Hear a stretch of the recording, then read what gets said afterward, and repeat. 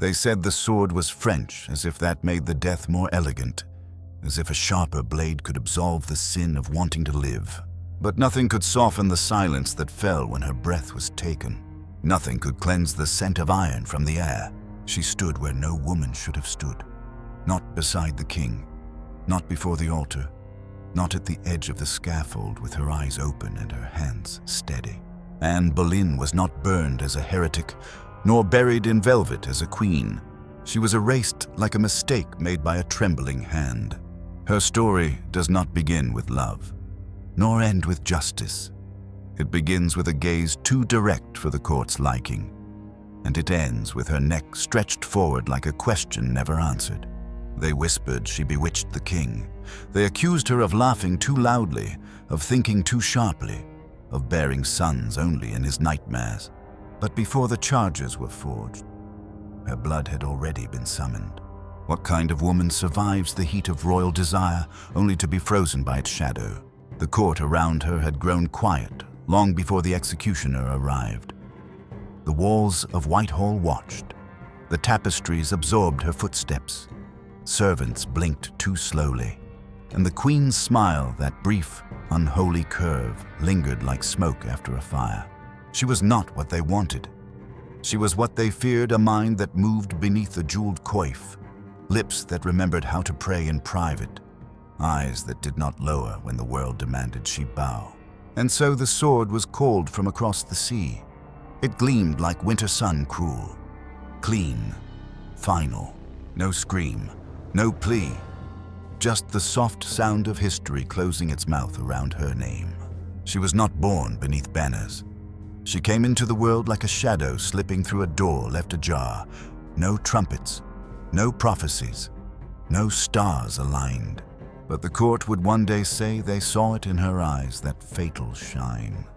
That flicker of thought too sharp for a woman, too dangerous for a wife. Anne Boleyn was no mirror of virtue. She was a blade honed in silence, dressed in silk. Her beauty was not soft, not saintly it struck. She was all angles, all fire beneath frost, a creature who smiled without softening. In a world where women were supposed to be still water, she was smoke drifting where she pleased, impossible to hold. She had learned to walk without sound in a court built on noise. She studied the rhythm of power, memorized the patterns of men's lies, and carved her path with the elegance of someone who had already imagined her end. There was wit in her words, but not the playful kind. It was the kind that left wounds where laughter should be. Men desired her not because she yielded, but because she didn't. Henry, swollen with his own importance, looked at her and saw not a mistress, not even a woman. He saw defiance wearing a smile, and that, more than any title, seduced him. She was the wound that refused to close, the fire that stayed lit even in rain. While others begged to be queens, she dared to make the king beg for her. And when she withheld, the kingdom split in two. A church broke. Oaths were rewritten. Thrones trembled, not for her beauty, but for her refusal to kneel. They called her serpent, enchantress, foreign witch, all the words men use when a woman stops pretending to be less than she is. She carried the crown like a guillotine made of gold, every jewel a weight pressing against the neck she knew would one day be offered. Anne did not belong to the old world of queens who prayed in corners. She walked in the open. She met men's gazes. She laughed when they faltered. And behind her eyes was a silence that unnerved the whole court because no one knew if it meant calculation or emptiness. Her power was not loud. It came in glances, in pauses, in the way she touched nothing twice. Her enemies said she schemed. Perhaps she did. But if they had been born with her face, her mind, and her fragility disguised as steel, they too would have learned to plot. The court was not a place of virtue. It was a theater where smiles were daggers and loyalty changed with the wind. Anne simply danced better than most. But power is a contract written in blood and signed in silence. The more she rose, the less forgiveness remained beneath her feet. Even in her highest days, With the crown pressed into her dark hair and the crowds forced to cheer, she saw into the future already cracking beneath the weight of expectation. Henry wanted a son. The world wanted an obedient queen. Anne gave them a daughter with fire in her lungs. She held that child with a love she could never show in court, whispered truths the world wasn't ready to hear, kissed her brow like sealing a prophecy. But the king's face changed. His hands cooled, and the warmth that had once built a kingdom for her now turned to stone. Still, she stood. Still, she spoke. Her voice no longer made him hunger, it made him recoil. Her mind, once thrilling, now unnerved him. Her questions became offenses. Her silence became guilt. The court, sensing the shift, adjusted their masks. Those who had once bowed deeply now lingered at a distance, murmuring rumors into the dark. She was watched, not openly, not by guards, but by glances that lingered too long, by pages delivered too late, by meals brought too cold. She felt it before it was spoken. The beginning of the end has no trumpet. It comes as stillness, as softness, as a room that forgets your name. She tried to hold him, not with pleading, never with tears, but with memory, with the weight of what they had destroyed to be together. But kings forget, especially kings who tire, especially kings who look at new faces and see the air their current wife could not give. Anne felt the space around her shift. The gardens where she once walked alone were now crowded with echoes. Her chambers, once filled with light, began to dim. The queen's crown pressed heavier against her skull. Her own reflection began to blur. She still dressed with care, still chose colors that defied mourning, but in her hands, the silks began to tremble. She watched the women around her, her ladies, her so-called allies, shrink into obedience, into fear. No one said the word replaceable. They didn't need to.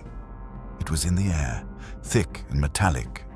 When Jane Seymour was brought forward, Anne saw it clearly, a ghost of meekness, the opposite of her, the perfect antidote to rebellion. Jane would not challenge. Jane would not speak. Jane would give the king peace, or at least the illusion of it.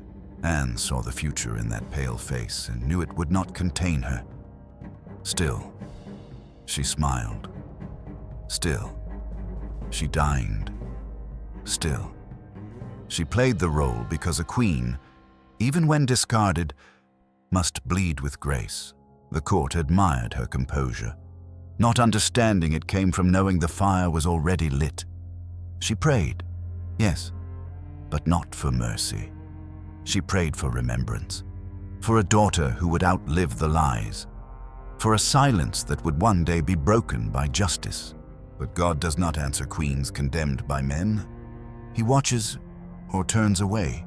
Anne walked each day as if carrying a secret, and she was, not of sin, but of knowing, that once you climb high enough, there are only two choices: fall or be pushed. She had never believed she would grow old, not because she was fatalistic, but because she understood the currency of power, and hers was running out. In the night, she traced her fingers across her neck, not in fear, but in curiosity. How quickly would it happen? Would the sword be clean? Would the world go silent for a moment before it cheered? She did not fear death. She feared erasure. The court would rewrite her, turn her into madness, into lust, into a footnote between queens. But Anne Boleyn was not silence. She was echo, and echoes linger where even names are forgotten. The tower would remember. The stone would remember. The blood, when it came, would stain deeper than their parchment ever could. But for now, she played her part. She smiled at her enemies. She bowed when summoned. She kissed her child and tucked away the pain. Because queens do not scream, they shatter quietly. Betrayal does not ride in on black horses or scream its name through corridors. It wears silk gloves, carries ink-stained fingers, and smiles when it bows. It moves beneath the skin of power, unseen until it strangles. In the court of Henry VIII, treason was not what you did, it was what they decided you had done. And Anne Boleyn, Queen of England, was no longer needed. Her crown had become too bright, her gaze too unflinching, her womb too silent. She had outlived her usefulness, and in palaces built on convenience, there is no crime more unforgivable than becoming inconvenient. The first signs were subtle, letters delayed, doors that once opened hesitating at her touch, conversations hushed as she passed, not in deference, but in dread. The courtiers, once intoxicated by her audacity, now looked at her like something contagious, a fate they feared might stain their names. She knew it, felt it in the way servants no longer met her eyes, in the way Henry's presence vanished like breath on cold glass. He no longer touched her. He no longer looked. His words became sparse, his sentences clipped, and in his absence, another name grew louder. Jane Seymour, pale and soft and exactly what the court could stomach. Anne watched it unfold with a queen's stillness and a woman's despair. But she said nothing. She had known since the first miscarriage, since the blood would not stop, since she saw the king's disappointment bloom into something colder than silence.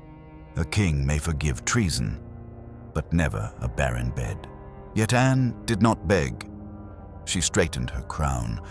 She held her child closer.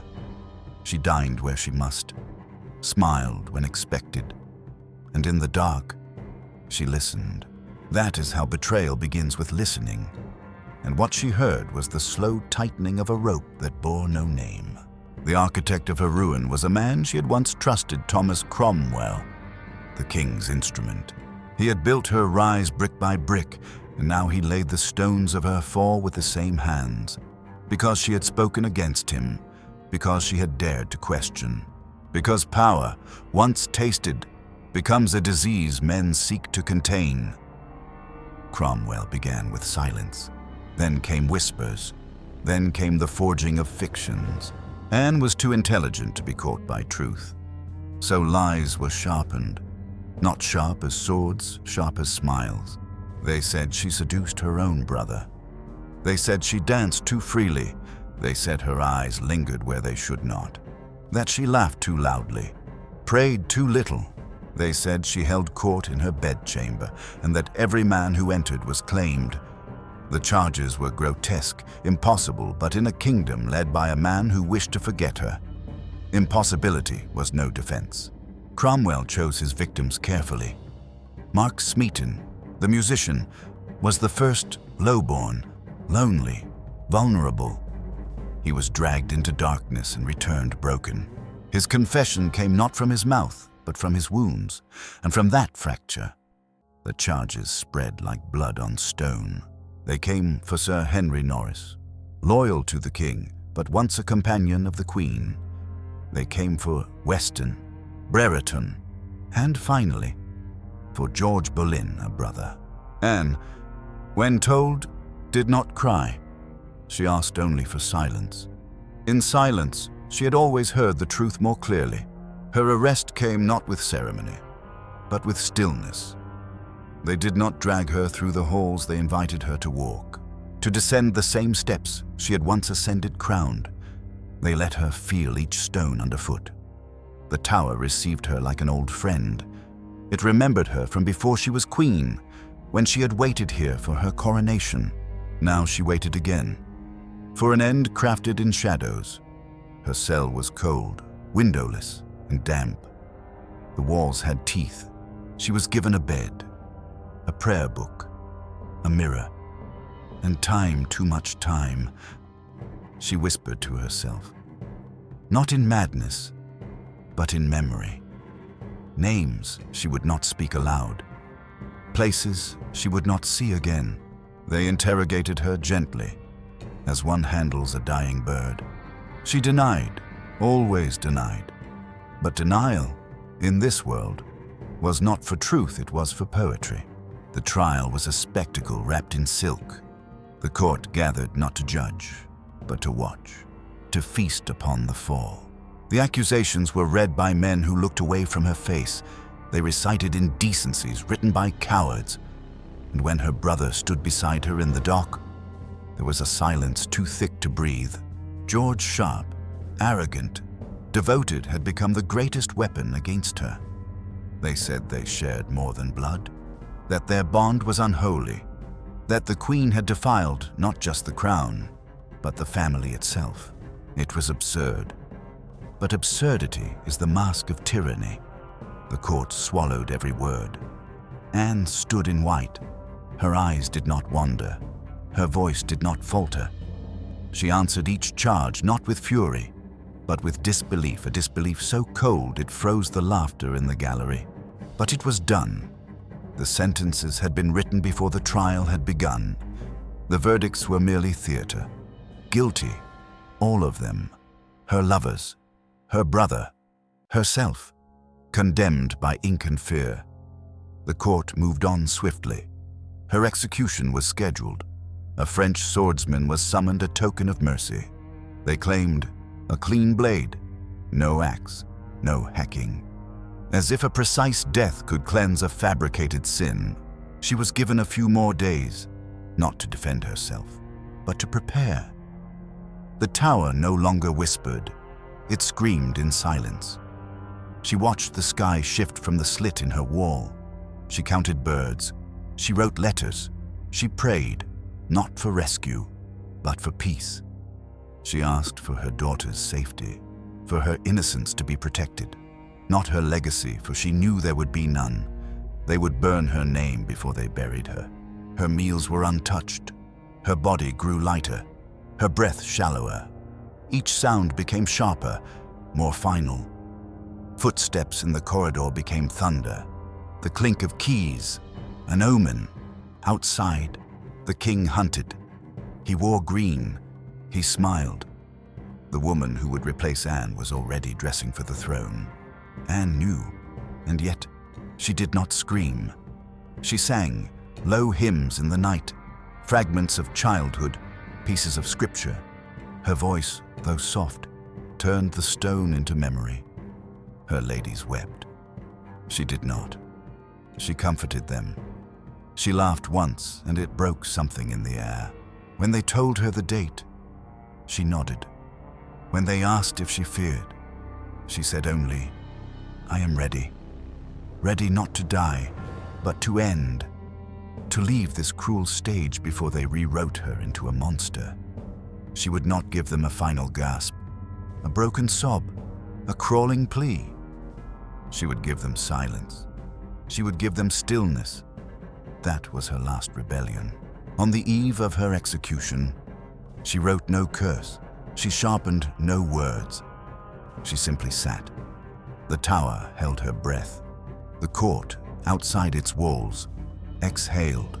The betrayal was complete, and in that quiet, the blade slept patient, foreign, polished to reflect the face of a queen they could not control. The final days did not come with screaming. They came with precision, with dust on stone, with footsteps measured like heartbeats, with the silence of women who no longer dare to speak in full sentences.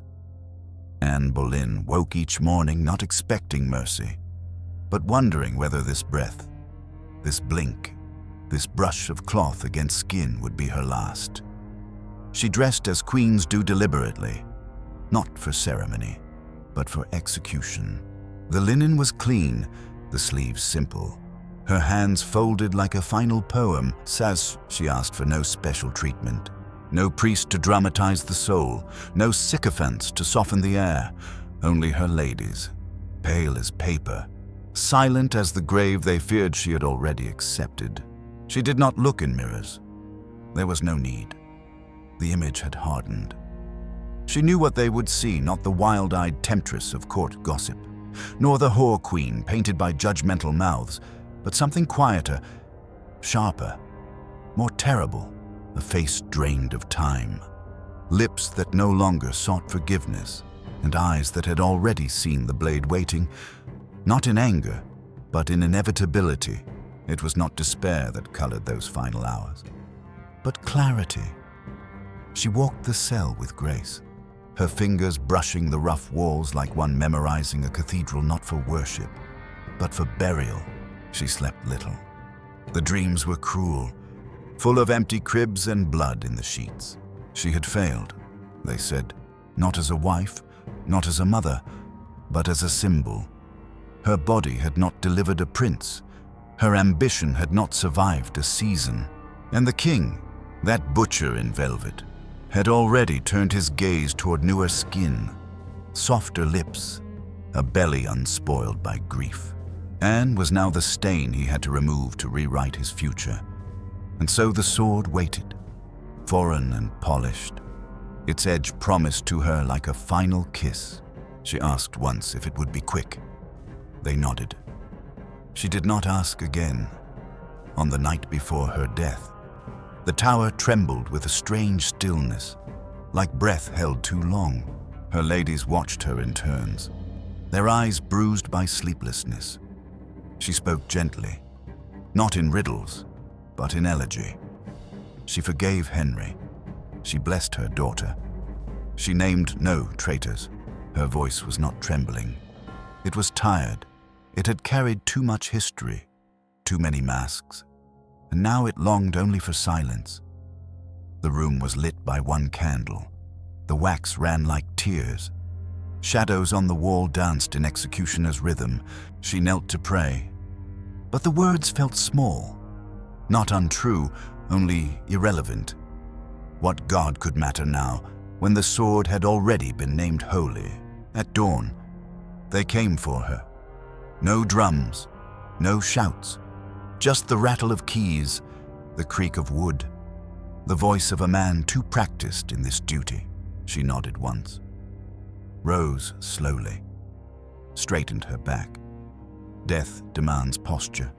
Her gown was gray, the color of ash, of endings, of sky just before storm. Her hair, dark as secrets, was pinned beneath a plain coif. Her neck bare, the same neck that had once been kissed by a king, now offered to steal like an apology never spoken. She walked without assistance, through corridors that had watched her rise, watched her burn. The stones remembered her laughter. The wind remembered her scent. But they offered no comfort, only presence. The scaffold was clean. White cloth draped the floor where her blood would bloom. The crowd, hungry and pale, pressed forward in expectation, as if some miracle of justice might descend from the clouds. There were no friends in the crowd, no family, no king. Only strangers come to witness a myth extinguish itself. The executioner waited, masked, expressionless, blade hidden behind his back like shame. She approached the block and turned to speak, not for legacy, for duty. Her words were brief. She praised Henry as a gentle prince, not because it was true, because it was required. Even dying queens must flatter the throne that murders them. She asked for prayers. She smiled once, not sweetly, but cleanly, and then she knelt. She did not shake. She did not weep. She adjusted her coif, tucked stray hair beneath linen, and folded her hands. One of her ladies stepped forward, blind with tears, and tied the blindfold across Anne's eyes. Darkness fell not with fear, but with finality. She whispered a prayer, and it vanished into the wind. The executioner moved silently, positioning himself without ritual. He had been chosen for speed, for precision, for the illusion of mercy. He signaled to his assistant.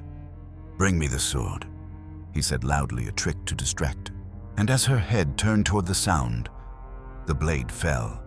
One stroke. No scream. The head rolled.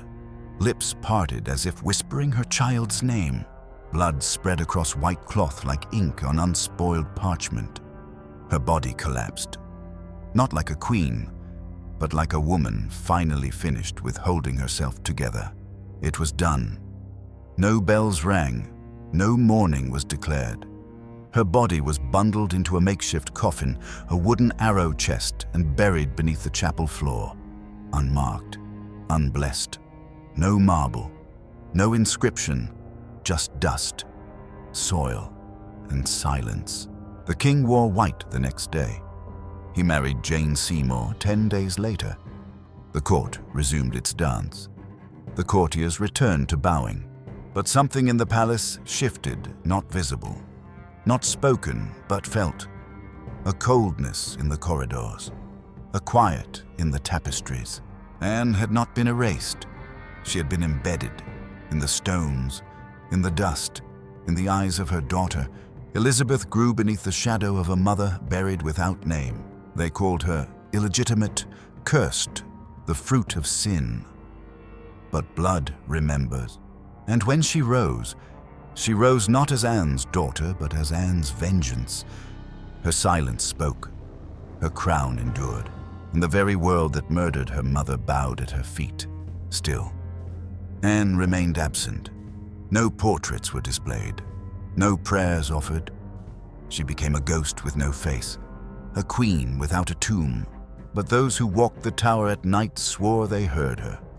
Steps pacing beneath the chapel, whispered lullabies in cold wind, the brush of silk across stone, the clink of jewels long buried. The queen who died without last words had become a last word herself, spoken not by mouth, but by memory. Her legacy was not her child, nor the schism, nor the bloody wake of her execution. It was the silence she left behind, that cold breath in power's throat, that question that lingers still, what happens when a woman refuses to be rewritten? They said she died with dignity, but dignity was never what they feared. What they feared was the silence that followed her fall, the emptiness she left behind that no coronation could fill. What they feared was the shape of her absence, sharper than any crown. The scaffold was cleaned, the blood was washed, the blade was sheathed, and still, her breath hung in the air like fog over the Thames. Not one stone bears her name. Not one statue holds her gaze, but the wind still turns in narrow corridors where she once walked. And in the midnight hush of the tower, something stirs that does not sleep. They buried her beneath a chapel floor, hoping the earth would close the wound. But no grave keeps secrets. Her voice was cut, but not silenced. Her fall was planned, but not final. Anne Boleyn, the queen who burned without fire, who bled without war, who died without mercy, she remains, not as memory, but as consequence. The blade ended her breath. It did not end her echo. And for every crown that trembles, for every throne that stains, she waits, kneeling, watching, asking no forgiveness, only remembrance.